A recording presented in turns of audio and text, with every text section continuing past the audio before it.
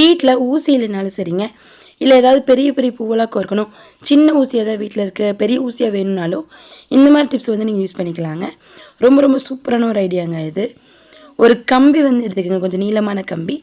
அதை கொஞ்சம் ஸ்ட்ரைட் பண்ணி விட்டுட்டு ஒரு சைடு மட்டும் அந்த ஊசியில் வந்து நூல் கோர்க்குற அளவுக்கு எந்த அளவுக்கு குட்டியாக கேப் வேணுமோ அந்த அளவுக்கு வந்து மடித்து விட்டுக்குங்க. கொக்கி மாதிரி தாங்க வரும். இது வந்து பார்த்திங்கன்னா நல்லா ரவுண்டாக வளைச்சி விட முடியாது. லைட்டாக இந்த மாதிரி இப்படி மடக்கி மட்டும் விட்டுக்குங்க. இது வந்து ரொம்ப குட்டியாக இருக்கிறதுனால உங்களுக்கு ஊசி மாதிரி அந்த பெரிய மாலை கோர்க்கிற நூலெல்லாம் வந்து கோர்க்க வராதுங்க. இந்த மாதிரி மாட்டி விட்டுக்கலாம். அந்த நூலை அப்படி மடித்து பிடிச்சிட்டு கொக்கியில் மாட்டுற மாதிரி மாட்டி விட்டுக்குங்க. ஆனால் அதுவே வந்து பார்த்திங்கன்னா உங்களுக்கு உருகி வராதுங்க. ஊசியில் எப்படி வந்து பூவெல்லாம் கோர்ப்போமோ அதே மாதிரி தாங்க தாமரைப்பூ மாலை வந்து ரெடி பண்ணியிருக்கேன்.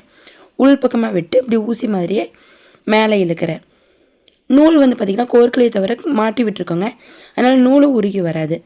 ஊசியில் வந்து அப்படி மாற்றுற மாதிரி நல்லா இழுத்து விட்டு நூலுக்கு மாற்றிக்கலாங்க. இதே மாதிரி நீங்கள் எந்த பூவாக இருந்தாலுமே கோர்க்கலாங்க.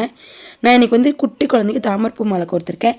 இந்த மாதிரி பீட்ஸ் கோர்க்க கூட நீங்கள் இந்த ஊசி யூஸ் பண்ணிக்கலாங்க. இந்த மாதிரி லாங் நீடில் வேணும் அப்படின்னா இந்த மாதிரி ட்ரை பண்ணி பாருங்கள் ஃப்ரெண்ட்ஸ். பாய்.